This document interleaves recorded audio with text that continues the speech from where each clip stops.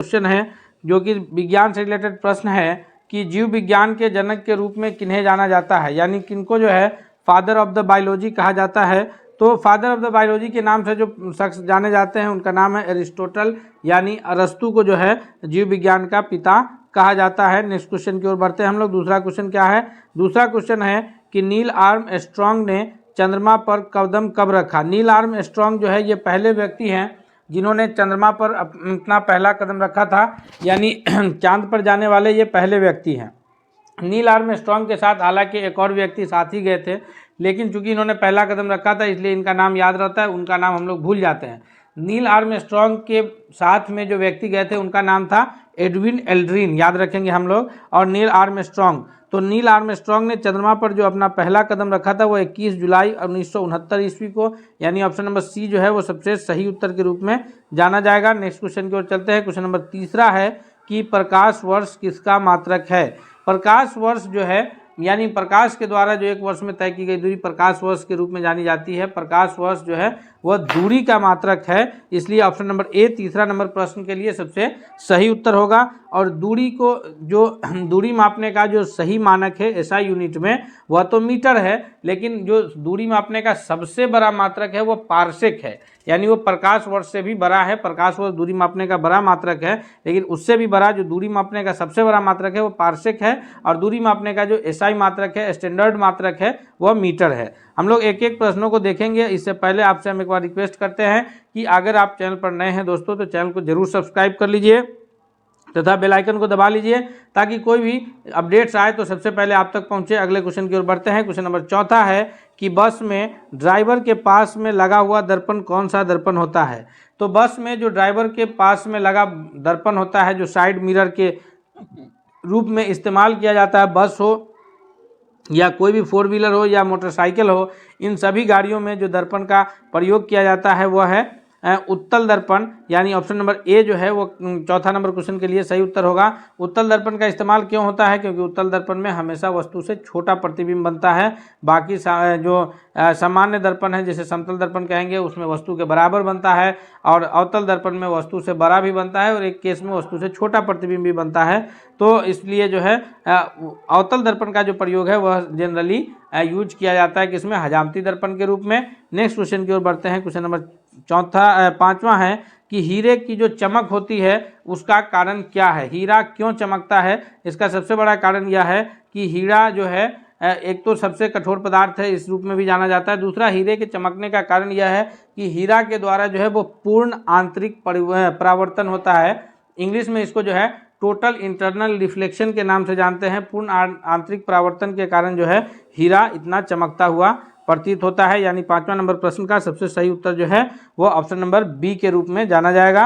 Next question की ओर बढ़ते हैं। क्वेश्चन नंबर छठा है कि सूर्य की ऊष्मा जो पृथ्वी तक आती है वो कैसे पहुंचती है। तो सूर्य की ऊष्मा जो पृथ्वी तक पहुंचती है वह तेज गति के कारण या विकिरण के द्वारा या तरंगों के द्वारा या फिर कम गति के द्वारा। तो सूर्य की जो प्रकाश की किरण है, सूर्य के प्रकाश को पृथ्वी तक आने में लगभग 8 मिनट 20 सेकेंड का समय लगता है, लगभग में 8 मिनट याद रखेंगे हम लोग।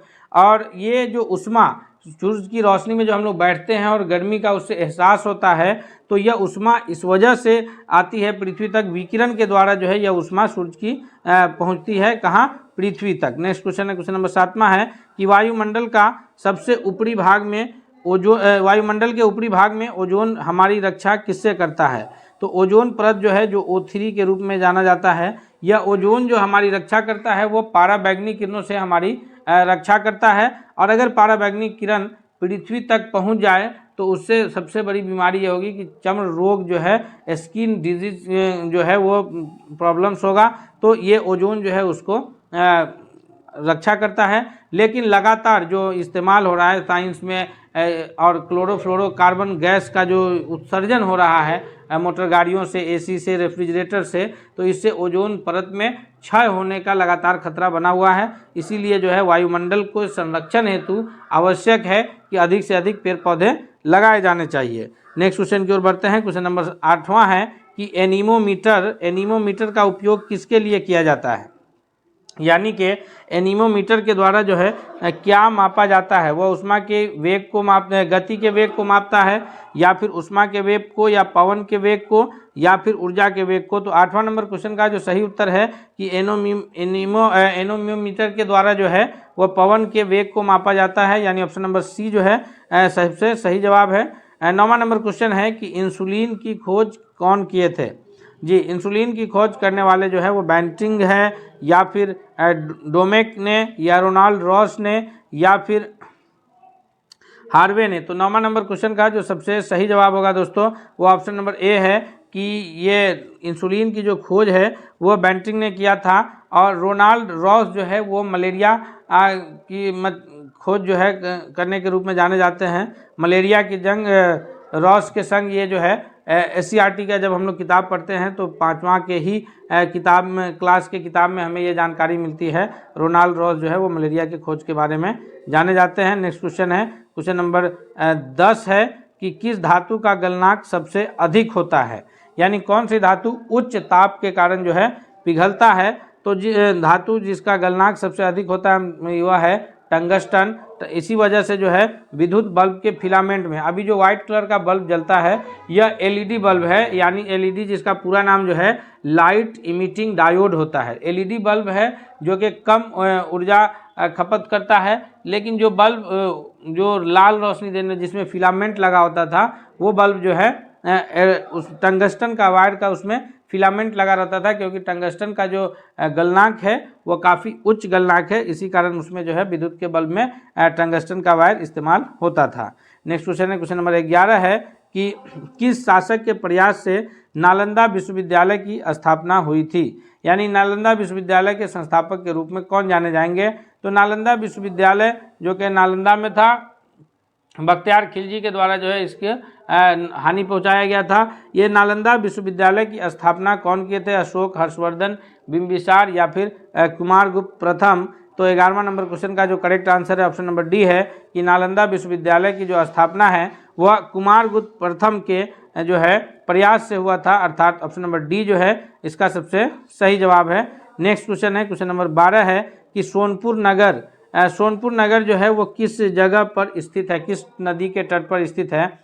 सरयू नदी के तट पर, गंडक नदी के तट पर, सोन नदी के तट पर, या फिर गंगा नदी के तट पर। तो दोस्तों याद रखिएगा, सोनपुर नगर जो है जो एशिया का सबसे बड़ा पशु मेला के रूप में जाना जाता है, सोनपुर पटना के समीप में, वह गंडक नदी के तट पर स्थित है, ना कि जो है ये हम लोग कहेंगे कि सोन नदी, बल्कि सोनपुर जो है वो किस नदी के तट पर स्थित है, गंडक नदी के तट पर। वहीं उसी आसपास में जो है गंगा में आकर के दक्षिण से सोन नदी भी मिलती है। नेक्स्ट क्वेश्चन की ओर बढ़ते हैं, अगला क्वेश्चन देखते हैं। क्वेश्चन नंबर 13 है कि निम्नलिखित में से कौन सा महाजनपद जो है वह वर्तमान बिहार में के स्थित नहीं था। वो महाजनपदों की जो कुल संख्या है वो 16 महाजनपद है, और उसमें से 3 प्रमुख महाजनपद जो है वह बिहार में हुआ है। और जितने भी 16 महाजनपद है उन सभी 16 महाजनपद में जो सबसे शक्तिशाली महाजनपद रहा है वह मगध महाजनपद रहा है। और बिहार में जो है वज्जी संघ, मगध और ये अंग, ये तीनों महाजनपद जो है ये बिहार में हुए हैं। और वज्जी संघ जो है ये 8 राज्यों का संघ था, और उसी वज्जी संघ में एक राज्य जो था लिच्छवी था, जो कि प्राचीन काल से ही लोकतंत्रात्मक शासन वहाँ रहा है। और 13वां का जो करेक्ट आंसर होगा कि जो संघ बिहार में जो महाजनपद स्थित नहीं है वह वत्स है, यानी ऑप्शन नंबर ए जो है वो करेक्ट आंसर है। नेक्स्ट क्वेश्चन है, क्वेश्चन नंबर 14 है कि मुगल काल में बिहार आने वाले प्रथम व्यक्ति कौन थे। मुगल काल में बहुत सारे व्यक्ति जो है बिहार आए हैं, अलबेरूनी है, इब्न बतूता है, तो कई लोग जो है ये काल में भारत आए थे। उसमें बिहार आने वाले प्रथम कौन है, मुल्ला तकिया है, अब्दुल लतीफ़ है, मोहम्मद सादिक है, मुल्ला बहानी है। तो 14वां नंबर क्वेश्चन का जो सबसे सही उत्तर है वह है ऑप्शन नंबर ए कि मुल्ला तकिया जो है वो मुगल काल में बिहार आने वाले प्रथम विदेशी यात्री है। नेक्स्ट क्वेश्चन है 15 है कि अशोक का शिलालेख कहाँ से प्राप्त हुआ है। अशोक का जो ये लघु शिलालेख है, अशोक का जो यह लघु शिलालेख है यह केसरिया से प्राप्त हुआ है, या रामपुरवा से, वैशाली से, या फिर सहस्राम से। तो करेक्ट आंसर के रूप में जो है वो ऑप्शन नंबर ए जाना जाएगा कि अशोक का लघु शिलालेख जो है वह सहस्राम से प्राप्त हुआ है। केसरिया का स्तूप जो है वह केसरिया का स्तूप के रूप में जाना जाता है, जो कि ये बिहार के चंपारण जिले में स्थित है, मोतिहारी में। नेक्स्ट क्वेश्चन है क्वेश्चन नंबर 15 कि भारत का सबसे ऊंची मूर्ति कहाँ है। जी, भारत का जो सबसे ऊंची मूर्ति है वो हरमंद साहिब है, हम्पी है, या फिर स्टैचू ऑफ यूनिटी है। भारत की जो सबसे ऊंची मूर्ति के रूप में जाना जाता है वो स्टैचू ऑफ यूनिटी के नाम से जाना जाता है, जो गुजरात राज्य में लौह पुरुष सरदार वल्लभ भाई पटेल के द्वारा जो है लौह पुरुष सरदार वल्लभ भाई पटेल का मूर्ति का अनावरण किया गया है नर्मदा नदी के घाट पर। और ये जो यूनिटी इस वजह से याद रखने के लिए, क्योंकि देश जब स्वतंत्र हुआ था तो उस वक्त पूरे भारत में 562 रियासतें थी, और ये सरदार वल्लभ भाई पटेल के नेतृत्व में सभी रियासतों का विलय जो है भारत में हुआ। सभी छोटे बड़े जितने भी रियासतें थी, चाहे उसके खिलाफ जो है सैनिक अभियान करने पड़े या समझौते से जो है, लेकिन सभी रियासतें को संगठित करके एक एकीकृत भारत को बनाने का, निर्माण करने का काम उन्होंने किया था। और इसी याद में जो है उनकी सबसे बड़ी मूर्ति जो है स्टैचू ऑफ यूनिटी के नाम से स्थापित किया गया है। नेक्स्ट क्वेश्चन की ओर बढ़ते हैं। क्वेश्चन नंबर 17 है कि हमारा जो राष्ट्रीय ध्वज है तिरंगा, उसका लंबाई चौड़ाई का अनुपात कितना है। हमारे राष्ट्रीय ध्वज के तिरंगा के जो लंबाई चौड़ाई का करेक्ट अनुपात है वह 2:2, 2:3 या 3:2। तो हम सभी को पता है कि हमारा जो राष्ट्रीय ध्वज है लंबाई थोड़ा सा लंबा है इन कंपैरिजन टू चौड़ाई थोड़ा सा उससे कम है। तो ये कहेंगे कि जो 3:2 जो है हमारे राष्ट्रीय ध्वज तिरंगा का लंबाई और चौड़ाई का अनुपात है। नेक्स्ट क्वेश्चन है क्वेश्चन नंबर 18 है कि भारत में शिक्षा है, भारत में जो शिक्षा है यह क्या है। यह नागरिक का अधिकार है, या राज्य का दायित्व है, या राजनीतिक अधिकार है, या मूलभूत अधिकार है। तो शिक्षा जो है यह बच्चों का मौलिक अधिकार है, मूलभूत अधिकार है, और शिक्षा के अवसर प्रदान करना यह जो है मूल कर्तव्य में निर्धारित है। जब हम लोग मूल कर्तव्य निर्धारित किया गया तो उसमें उस वक्त तो निर्धारित नहीं किया गया था, लेकिन बाद में 2002 ईस्वी में जो है वो एक मूल कर्तव्य ये भी जोड़ा गया है कि 6 से 14 वर्ष की आयु के बच्चों को जो है शिक्षा का अवसर प्राप्त कराना यह मूल कर्तव्य होगा। तो शिक्षा जो है यह मूलभूत अधिकार है। 18 का ऑप्शन नंबर डी जो है वह करेक्ट आंसर है। नेक्स्ट क्वेश्चन की ओर बढ़ते हैं। क्वेश्चन नंबर 19 है कि भारत की पहली आयरन एंड स्टील कंपनी कहाँ स्थित है। भारत की जो पहली आयरन एंड स्टील कंपनी है यह किस जगह पर स्थित है। जमशेदपुर में, हीरापुर में, मुंबई में, या फिर गुवाहाटी में। इस प्रश्न का जो सबसे सही उत्तर है वो ऑप्शन नंबर ए के रूप में जाना जाएगा कि जमशेदपुर में जो है आयरन एंड स्टील कंपनी स्थित है। नेक्स्ट क्वेश्चन की ओर बढ़ते हैं। क्वेश्चन नंबर 20 है कि भारत में समुद्री तट रेखा वाले राज्यों की संख्या कितनी है। यानी जब हम लोग प्रायद्वीपीय भारत की स्थिति को देखते हैं तो इधर जितने भी राज्य हैं, पश्चिम बंगाल से शुरू होकर के फिर उड़ीसा, आंध्र प्रदेश, उसके बाद जो है तमिलनाडु, उसके बाद जो है फिर इधर केरल, कर्नाटक, उसके बाद जो है ये महाराष्ट्र, गोवा, इन सभी राज्यों को जब हम लोग काउंट करेंगे तो उन सारे तट रेखा वाले राज्यों की जो कुल संख्या होगी वो 9 राज्य जो है जिनका तट जो है वो समुद्रों से टकराता है। तो समुद्री तट रेखा वाले भारत के 28 राज्यों में से 9 राज्य हैं जिनका जो है ये, और इस इलाका को इसी वजह से जो है प्रायद्वीपीय भारत कहते हैं क्योंकि 3 ओर से यह पानी से घिरा है। अगले सवाल की ओर बढ़ते हैं। इससे पहले हम आपसे एक बार फिर रिक्वेस्ट करते हैं कि दोस्तों अगर आप चैनल पर अब तक नए हैं तो प्लीज़ सब्सक्राइब करके बेल आइकन को दबा लीजिए, और वीडियो अगर पसंद आ रहा है तो कमेंट्स करके भी बताइए। अगला सवाल की ओर बढ़ते हैं। क्वेश्चन नंबर 21 है कि भारत की मुख्य भूमि का दक्षिणी नोक क्या है। भारत की जो मुख्य भूमि है इसका दक्षिणी नोक, जो ये वाला पॉइंट है, ये दक्षिणी नोक के नाम से जाना जाता है। हालांकि अगर भारत का दक्षिणतम बिंदु की हम लोग बात करेंगे तो इधर बंगाल की खाड़ी में स्थित अंडमान निकोबार द्वीप समूह, जो कि 6 डिग्री 4 मिनट उत्तरी अक्षांश पर जाकर के मिलता है, वो इंदिरा पॉइंट कहलाता है। लेकिन मुख्य भूमि का जो तमिलनाडु में यह दक्षिणतम बिंदु है, यह कैप कैमोरिन के नाम से जाना जाता है, या फिर कन्याकुमारी कहते हैं, या केप कैमोरिन कहते हैं। ऑप्शन नंबर बी जो है 21वां नंबर प्रश्न के लिए सबसे करेक्ट आंसर के रूप में जाना जाएगा। नेक्स्ट क्वेश्चन की ओर बढ़ते हैं। क्वेश्चन नंबर 22 है कि भारत के किस प्रदेश की सीमाएं 3 देश, कौन कौन से 3 देश, तो नेपाल, भूटान एवं चीन से संयुक्त रूप से लगती है।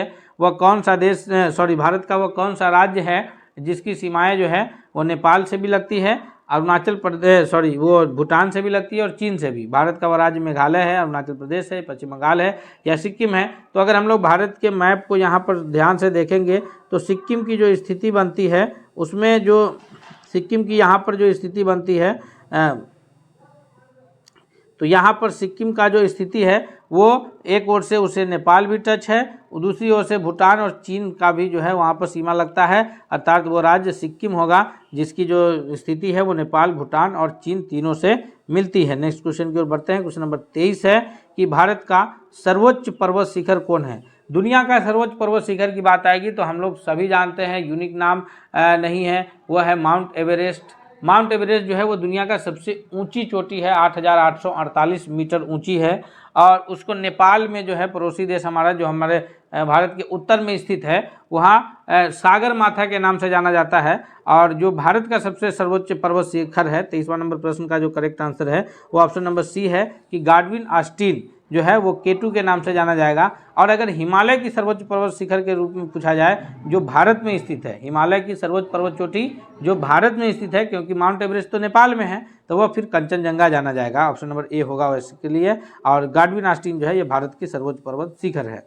नेक्स्ट क्वेश्चन है कि अरावली पर्वत का सर्वोच्च शिखर कौन सा है। अरावली पर्वत जो है वो सबसे प्राचीन पर्वत शिखर के रूप में जाना जाता है। अरावली पर्वत की स्थिति कहाँ है, तो अरावली पर्वत की जो स्थिति है या स्थिति अरावली पर्वत की जो है कहाँ है, तो अरावली पर्वत की स्थिति है ये राजस्थान से लेकर के हरियाणा होते हुए दिल्ली के दक्षिण तक जो स्थित है। और इसका जो सबसे ऊंचा पर्वत है इसको गुरु शिखर के नाम से जानते हैं। जी, अरावली का जो सर्वोच्च पर्वत है शिखर उसको किस नाम से जानते हैं, गुरु शिखर के नाम से जानते हैं। 24वां नंबर क्वेश्चन का ऑप्शन नंबर ए जो है वह सबसे सही जवाब है। नेक्स्ट क्वेश्चन है 25 है कि निम्नलिखित में से किस नदी का उद्गम स्थल भारत में नहीं है। हालांकि वो प्रवाहित भारत में है लेकिन उसका उद्गम स्थल भारत में नहीं है। चिनाब है, रावी है, सतलज है या ब्यास है। तो इसका करेक्ट आंसर क्या होगा, सबसे सही उत्तर है ऑप्शन नंबर सी कि सतलज का जो ये है उद्गम स्थल है वो मानसरोवर झील के पास, तिब्बत में मानसरोवर झील के पास जो है वहाँ से है और वो प्रवाहित भारत में होती है। वहाँ से 3 नदियाँ हैं प्रमुख रूप से जो निकलती है भारत में प्रवाहित होती है। एक नदी है जो सतलज के पास से ही निकलती है, सिंधु, वो भी मानसरोवर झील के पास से ही निकलती है तिब्बत में। दूसरी नदी है सतलज और एक और नदी है जिसको हम लोग ब्रह्मपुत्र के नाम से जानते हैं। तो ये तीनों नदियाँ जो है एक ही जगह से निकलती है जो भारत में प्रवाहित होते हुए आगे जाकर के सतलज और सिंधु तो अरब सागर में गिरती है, क्योंकि सतलज जो है पहले सिंधु में मिलती है और सिंधु की धारा अरब सागर में गिरती है।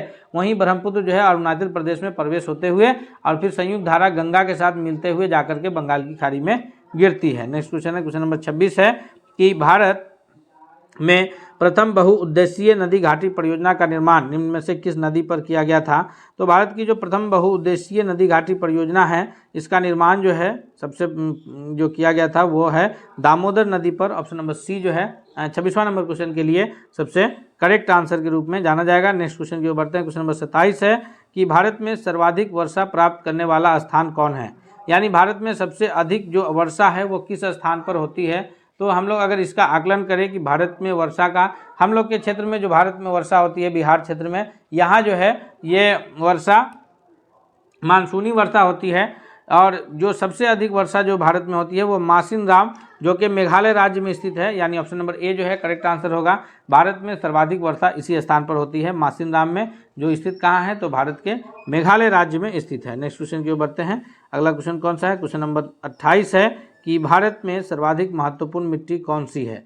तो सबसे अधिक मिट्टी जो भारत के भूभाग पर विस्तृत है, फैली हुई है, वह काली लाल लैटेराइट नहीं बल्कि जलोढ़ मिट्टी है, यानी ऑप्शन नंबर डी जो है 28वां नंबर क्वेश्चन का करेक्ट आंसर है। जलोढ़ मिट्टी 2 प्रकार का होता है, पुराने जलोढ़ को कहा जाता है नवीन जलोढ़ खादर, पुराने जलोढ़ को बांगड़ कहा जाता है। खादर और बांगड़ के नाम से जानते हैं, ये नवीन जलोढ़ खादर, पुराना जलोढ़ बांगड़ कहलाता है। नेक्स्ट क्वेश्चन है कि सिंधु घाटी सभ्यता के लोग किसकी पूजा करते थे। जी, सिंधु घाटी सभ्यता के लोग जो है वो पशुपतिनाथ की पूजा करते थे, ब्रह्मा की पूजा करते थे, विष्णु की पूजा करते थे या फिर इंद्र भगवान की पूजा करते थे। तो 29वां नंबर क्वेश्चन का करेक्ट आंसर है ऑप्शन नंबर ए कि सिंधु घाटी सभ्यता के जो लोग थे वो पशुपति की पूजा करते थे। नेक्स्ट क्वेश्चन की ओर बढ़ते हैं। क्वेश्चन नंबर 30 है कि बोल्शेविक क्रांति कब हुई। तो यह जो प्रश्न है जनरल नॉलेज से रिलेटेड प्रश्न जो है डाला गया है क्योंकि इससे प्रश्न भी बनने के चांसेस रहते हैं। तो बोल्शेविक क्रांति जो हुई थी यह 1917 में कहाँ हुई थी? तो रूस में हुई थी। किसके विरुद्ध? तो उस वक्त रूस का शासक था जार निकोलस द्वितीय। कौन था उसका रूस का शासक? जार निकोलस द्वितीय था। उसके विरुद्ध जो है 1917 में बोल्शेविक क्रांति हुई थी। यानी 30वां नंबर क्वेश्चन का बी जो है वो सबसे करेक्ट आंसर है। नेक्स्ट क्वेश्चन की ओर बढ़ते हैं कि अलीगढ़ मुस्लिम विश्वविद्यालय के संस्थापक के रूप में कौन जाने जाते हैं? मौलाना अबुल कलाम आज़ाद हैं, सर सैयद अहमद खां हैं, या फिर मोहम्मद अली जिन्ना है, या डॉक्टर जाकिर हुसैन है। तो इसका जो सबसे करेक्ट आंसर है 31वां नंबर क्वेश्चन का ऑप्शन नंबर सी बी है कि सर सैयद अहमद खां जो है यह AMU यानी अलीगढ़ मुस्लिम यूनिवर्सिटी के संस्थापक के रूप में जाने जाते हैं। और इन्होंने सबसे पहले वहाँ पर जो है 1869 में खोला था कॉलेज, एक मोहम्मदन एंग्लो ओरिएंटल कॉलेज के नाम से। बाद में वही कॉलेज जो है फिर अलीगढ़ मुस्लिम यूनिवर्सिटी के रूप में आज वहाँ मौजूद है। अगला क्वेश्चन है क्वेश्चन नंबर 32 है कि प्रथम विश्व युद्ध के दौरान भारत में लोकप्रिय होने वाला आंदोलन कौन सा था? तो प्रथम विश्व युद्ध हुआ कब? प्रथम विश्व युद्ध हुआ था 1914 से लेकर के 18 के बीच चला था। द्वितीय विश्व युद्ध 1939 से लेकर के 45 के बीच चला है। तो प्रथम विश्व युद्ध के समय जो है आंदोलन जो चला था भारत में, ये आंदोलन कौन सा था?